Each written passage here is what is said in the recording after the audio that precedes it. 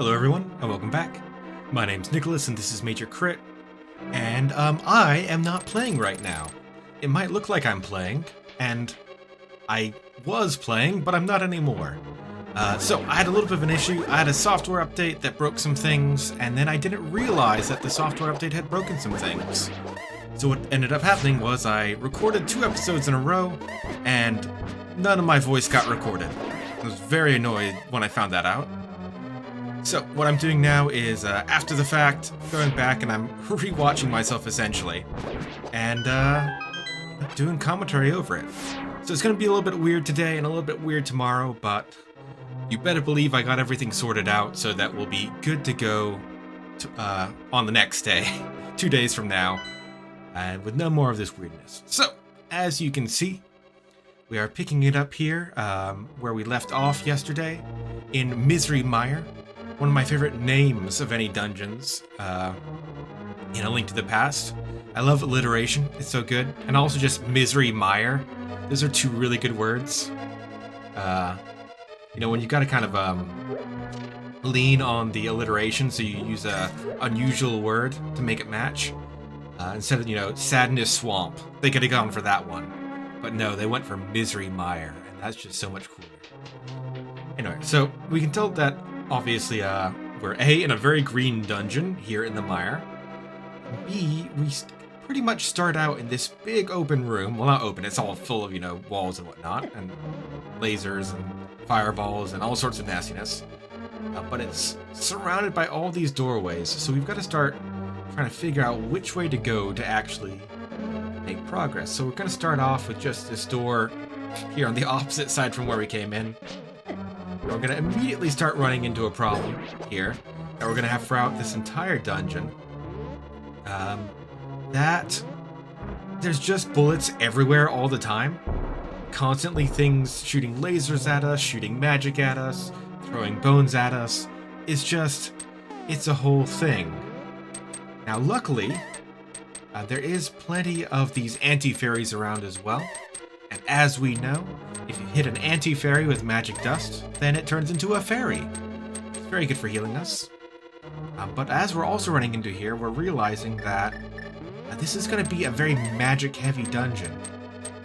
So I decide to, well, the anti-fairy's not coming back, I guess I'll go across to get it. And then not only do I, you know, it comes back as soon as I decide to cross, I also managed to get hit by it. But we're back at full health. You can see that cape does drain our magic at a decent rate. You're gonna have to be careful. Unfortunately, we've run into a dead end here. We're just kind of exploring around at this point, trying to figure out the dungeon. Again, Wizrobes. I love Wizrobes. Is this the first time we've run into Wizrobes in this game? I'm not sure. They tend to be annoying to fight, but I love them just because I like that design. Like that classic Final Fantasy Black Mage with the like completely shrouded face and then just the glowing white eyes. I can tell you when I was in elementary school, I drew that sort of Black Mage like all over my papers. I used to do that constantly, wasted so much lead on that. What I really like to do, a technique I developed, you know, at the great, you know, artistic skill that I had when I was 11 years old. Was to just, you know, scribble in a full black circle of a face for, like, you know, the shadowed face underneath the big floppy wizard's hat. And then instead of trying to draw the eyes, erase the eyes. I thought that always would give it a cool look, so you didn't have like a harsh thing. Unfortunately, I didn't do that with the artwork I've done for the thumbnail here. I wasn't sure how that would work out, like with colored pencils and whatnot. I didn't think that would work out as well. But maybe I should have tried it for old time's sake. Oh well, too late now. Anyway, so what I don't notice here is that there are eyeballs on the wall. I'm just kind of used to ignoring all the stuff on the walls as just decorations. But, you know, turns out this time I should have paid attention, because they were certainly paying attention to me. As you can see, the nice thing is that the anti-fairies, I just noticed that for sure. Alright, so when anti-fairies hit you, they steal your magic. I never tend to notice that, because normally I'm looking at my own character. I'm looking at Link when I'm getting hit, not in the upper left-hand corner where the green bar is. But hey, now that I'm watching after the fact, we can do stuff like that. And as you can see, we're quite low on magic, so I'm having to balance here between the magic cost of hitting the anti-fairy with the powder versus the health gain from picking up the fairy.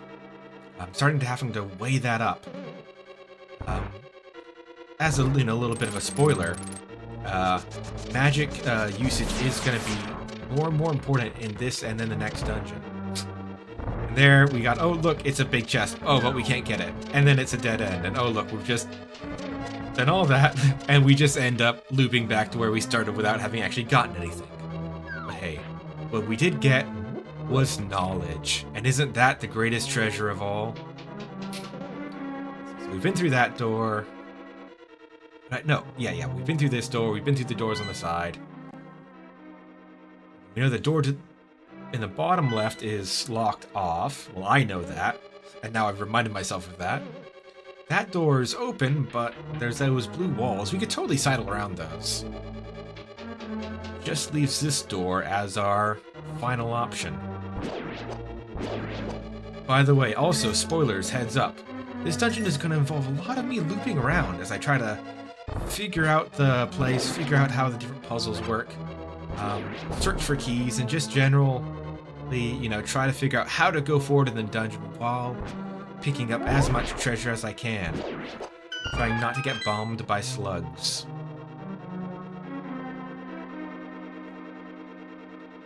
This leaves us here, which doesn't really do anything for us. A shortcut later on once we can get those blue pillars down, but for now, nada, nothing, zilch, zippo. So, but hey, for every dead end we run into, that must mean that we're, getting closer and closer to an actual progress in the game.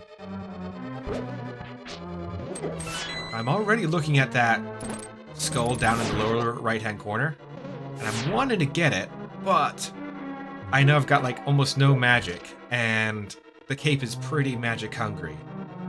So I'm gonna hope that that's not anything, and I'll come back to it later. Wait, dead end. So gotta go up north, use that key we just picked up. Get a little bit of health back, so that's nice. Try to defeat him, and nope, that's not gonna happen. I don't know why I kept trying to attack him. He's obviously jumping back onto the spikes, where even if I got him, and he dropped the hearts would just drop onto the spikes, which would not do me any good. Making progress now. We've got these weird bridges under us. I don't know why they chose to use that as a style of thing in this game. In this dungeon particularly. But it doesn't match any of the other bridges we've seen in dungeons before. It doesn't match the rest of this dungeon. So I'm not sure what's up there. Well, I mean, obviously we don't know what's up there physically, but also I don't know what's up with that choice. Nope, just walk into spikes, and then get hit by the bunny rabbit thing as well. Just for the worst of all worlds. Oh well. This is how it's going to be in this dungeon. It is going to be rough. It's not going to be, suave and skillful. Yeah, also that's the first time I think I noticed that those sparkly things, I don't know what they're called, those sparkly things won't chase after you if they can't get to you. If you're literally up a staircase, they'll just stop. Which is annoying, because I'd like them to, or at least if they haven't started moving yet, they won't start moving. This is when I first start noticing, oh hey look, there's a chest up there, but I didn't notice on my first time through. This is our only way forward at this juncture. Picking up a little bit of magic, which is good. I can't face the right way, so I'll just go ahead and use my spin attack to ensure that it doesn't matter which way I'm facing. I'll then try 4 or 5 times to pick up a pot and just fail every time. That is one thing that's annoying about the Pegasus boots, is that nice key, a suspicious wall, just put that there in case. We're back to half magic. Feels like it's been a while since we've had, really much of anything going on there. More projectiles, more thing hitting us. And now and again, if we're lucky and not trying to do something else, we can block. And I don't know why I'm trying to defeat that skeleton with a pot, because again, or a skull. I keep calling them pots because they're just the Dark World equivalent of a pot. See that things have changed here. Get back through there if we want to. That might have changed things, but now I want to go back through this way. Because I know that there's a chest back here that was blocked off by some blue walls. So we want to go and grab that. Still can't get to that big chest, unfortunately, which is right next to where we're going. And is this where I decide to... Yeah, I decide I've got enough magic in the tank now. Quickly run across here. And yes, there was a button. I don't see what was under the button because the skeleton was standing on top of it at first. Get to safety. Tape off. And hope that a few of these guys drop magic so that we can keep going. Double checking the map that, yeah, it is the room right underneath us that had the blue walls. See, just all of the projectiles from every direction. It's a huge pain in the neck. Now, I'm going to use a key here to get back through. I'm kind of annoyed with myself for doing so, because there's this extra room in this dungeon that I wasn't able to get to. I thought about going back and checking it out, but I couldn't find it, because this just leads us a shortcut back here. But we really didn't need to use that key, and there's a door in the future that we won't have a key for, and I'm never able to access. So I don't know, you know? It's up there. Yeah, I hate it when they get on the edges of the staircase there, and those fireball snakes end up coming down the line, right down the middle.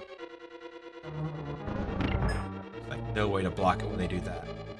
Finally through here. Could have gone through earlier, but we didn't know. Charge forward to the chest. Nice, and another key. So we're making, I would say, pretty good progress. We're not making great progress in the dungeon, but we are at least making progress. We've opened up a lot of doors. We've used a lot of keys in the process of doing that. We've mapped a lot of the dungeon. We've just got to figure out where to actually go. We got to either go down and left, or left and down to get to next door I'm thinking of. Back in that main room, I think. If I'm reading my own mind from earlier today correctly. Oh, no, I've changed my mind. Oh yeah, because I think I would need to use a magic cape to get to that room, because it was spiky. Oh no, I've decided to go here. Sorry, I'm like trying to guess what I'm doing and what I'm thinking, and I don't know what I'm thinking, man. Nope. And for some reason, I keep trying to, like, press right, and it ends up as a press up. That's when I realized, oh, I thought there was a key in here, but no, it was a big key. Nope, this is a dead end. Waste of time. We should have just kept going the way we were going. But whatever. You know, this is the authentic experience, right? It's not a first time playing Let's Play through, but it's kind of close enough to it in a lot of ways, especially as we get further in the game. As I think I mentioned earlier on, maybe once or twice in this playthrough, I have played Link to the Past a number of times, but I believe I've only ever played through it once. Most times I get kind of halfway through, or I get to the end of the light world or something, or even just one or two dungeons in, and, you know, I end up getting distracted and I don't finish the game. So the further in you get, the less likely, or, you know, the longer it's been since I last played it, and the less times I've played through it. So, you know, like that dungeon right underneath the palace where you go and first rescue Zelda, I've played through that tons of times. But, you know, these late Dark World dungeons, I've done maybe once, maybe twice. I've probably only done Misery Mire once, honestly. If I've done it twice, that would be surprising. Explored most of this floor, and most of this dungeon is just this one floor. Hoping to find some magic under here. I just get useless money. I get shot in the back for my efforts and find a dead end. Gotta start thinking, how are we gonna get here? I look at the map, and I realize that, you know, it's lined up there. In order to get to that area, we're gonna have to go up a floor. I think the first time I just went through this and I was like, went silent, looked at the map, and made a plan. And then I thought, oh wait, I'm recording this. I should probably, like, you know, tell the people who are watching about what my plan is. Yeah, so since it lines up there, that means we need to get to one of the other rooms on the left here, probably that upper left one, in order to get up a floor and then come back down a floor. Now, technically, there is that long straight line kind of right where we are right now, but I don't see anything in this room. I don't really see anything in this room either that, you know, we could interact with to open up a secret staircase. So we're probably gonna have to go, you know, around to the left, use that key of ours, get through here. I see the tiles on this floor and I immediately start scramming because I hate these tile enemies. And even though the tiles didn't start moving, I'm familiar enough with how they set up these rooms that I'm immediately paranoid of what I see there. Yeah, man, it seems like sometimes it's just... Considering that you have to, like, pay 100 rupees for 10 bombs or something like that. The fact that sometimes enemies will just drop 8 bombs at a time seems crazy. So we're finally back to full magic for the first time since we entered this dungeon. Got some pushy blocks here. Guess that they were pushable because, well, how else are we gonna light those torches? Our little lamp, and weirdly late, this Wizrobe shows up. I don't know why it took so long for him to spawn. Lighting those torches didn't seem to do anything, so I figured, oh, well, maybe it's killing the enemy that does something. Maybe it's pushing on that. No? Alright, well, whatever. Going, mirrored image room. More Wizrobes, who seem more aggressive. They're showing up quicker.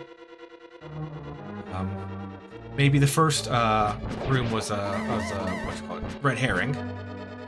That was meant to, you know, put us off the trail when it was actually this room we needed to do it in. Go ahead and get the block set up again. I'm trying to take out the Wizrobes, but they seem to be coming in waves and, like, sometimes, like, respawning. Like, I killed some, but then they full group came back, so I'm not sure what's up with that. We might have an infinite number of them in this room. I'm wondering if maybe they drop magic, so that if I didn't have any magic left to be lighting these torches, they do something, but nope.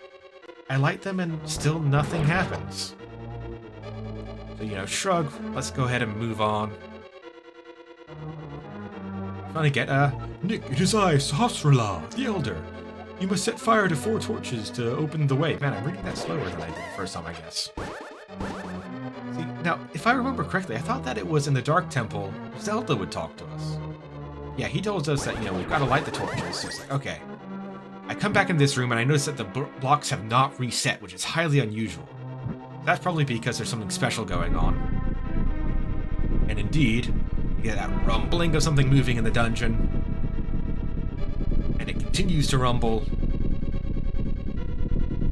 And it continues to rumble. It rumbles long enough that even the torches go out. And finally it's done. Man, something pretty amazing must have happened for them to devote that much time to it. It's like, oh no, it just opened up a room like a pit. With spikes above it. Some random spikes that don't seem to actually do anything. But whatever, we're down here. Finally get that big key. Nice, we've only got 2 item slots left, so unless there's some upgrade, then it must be in here. Now we could go through that door, but I don't wanna.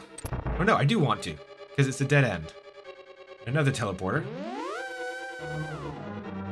Which, why did you need a teleporter that led to the teleporter? I don't know.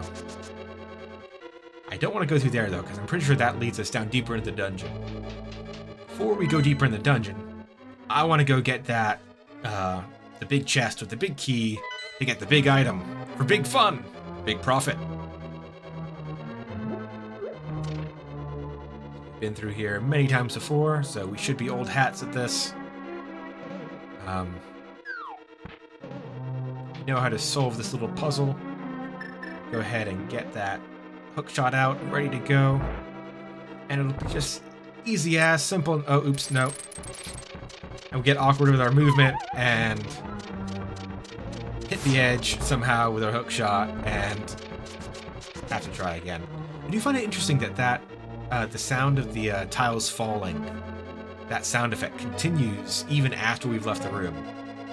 I don't know what causes that, because most things, you know, are in the room, and then as soon as you leave it, it's gone, it's reset. You got the Cane of Samaria. It will be very helpful if you make proper use of it. What a mysterious cane. A very unhelpful description, but got plenty of magic, so we can test it out, and we find the cane makes blocks. Then when we use the cane again, it makes that block explode. I really can't think of using it for its offensive use. Like, I can't think of many times that would be more useful than just using it as, like, you know, a puzzle-solving tool. We know we've got a couple places we still haven't been yet, so let's go ahead and hit those up real quick. Where am I going? Nicholas from the past, where are you going? Ah, the room to the left, I believe, is where we're headed. So we've got a empty room. Got to explore it, right? Leave no stone unturned. Okay. Hopefully we just light these and we're good to go. Oh no, tiles, just like I thought. Now, again, more and more projectiles smacking us. Luckily, we don't have to survive the whole lot. We just have to light the torches, get hit again. And there we go. We get a treasure chest. Wonderful. With a compass. One of the most useless items in A Link to the Past dungeons. Because all it tells us is where the boss is, and normally we don't care where the boss is, we're just exploring everywhere, so, you know, it doesn't really matter. So now we got to think of how we're going to get around there. It's taking you so long. Right. I think I was trying to plan my route. Probably the fastest way. I was hoping that thing would get stuck on the red pillar, or orange pillar, whatever you want to call it. But we were not that lucky. Why am I even picking that up? I've already picked it up before, and they don't respawn the goodies underneath.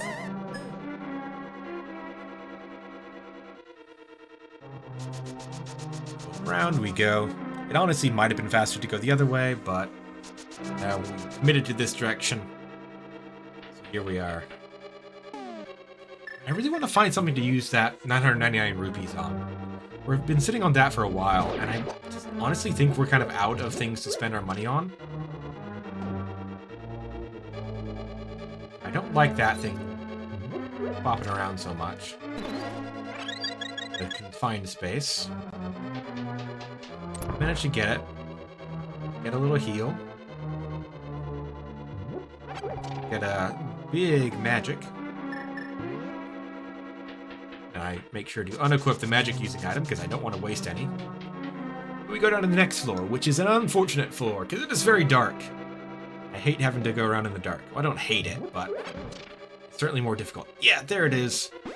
That door, I don't know how to get in there. I don't know if maybe I had honestly wasted it. The fact that I used a key when I didn't have to. At first I was thinking, oh, we must be just stepping on that twice. Accidentally and, you know, closing the door again. But nope, we had to finally use the cane in this dungeon to, you know, do something. That room to the right. This is when I realized that, oh man, I'm probably going to just pass by this and then not be able to get back. And I still don't know. I was going to look up like what was in that room so I'd know whether it would be worth it to go and find it. I'm thinking now with what I know about this dungeon that it would just be a teleporter to a room I didn't care about. But, you know, I don't know, maybe it is something great, but I'm probably just not going to go back and figure it out at this point. I don't think that's going to happen. We've already progressed too far, and unless it's like a piece of heart, like I can't see it being worth it at this point. I get kind of stuck on the travelator there, the moving platform.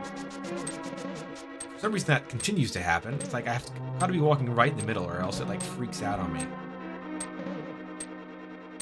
I don't know what the purpose is of having that around there. That moving floor. It does turn out we need to hit the crystal ball. I avoided doing that because I'm always nervous that if I just go like hitting them willy-nilly, when I don't know the reason why I'm hitting them, then I might be like turning it off when I want it on or turning it on when I want it off, right? Just the wrong thing. Got a skeleton that drops a bomb and a very suspicious wall. Here we go. Up and through.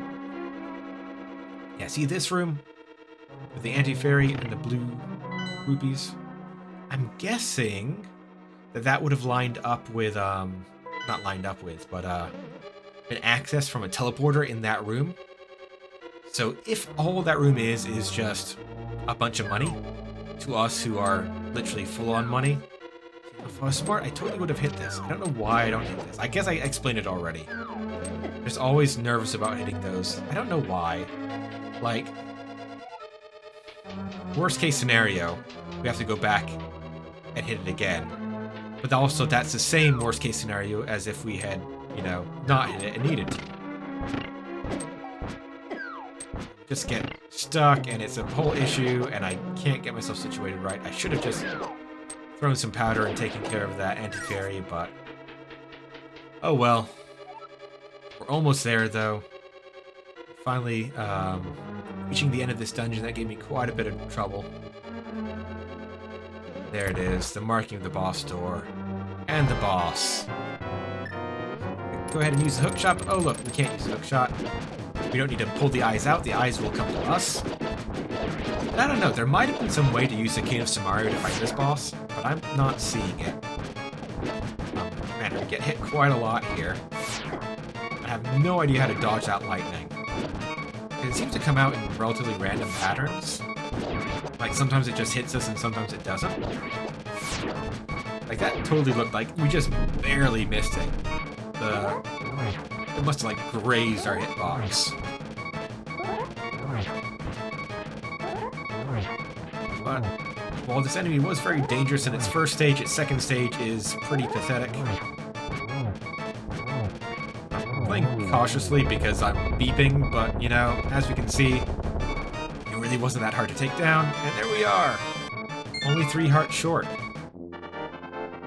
And with 1 dungeon to go, that means we've only got maybe, you know, what, 4 and however many pieces of heart left? Yeah. Don't think I'm going to go ahead and get all of them, but it'll be nice to get close to maximum at least.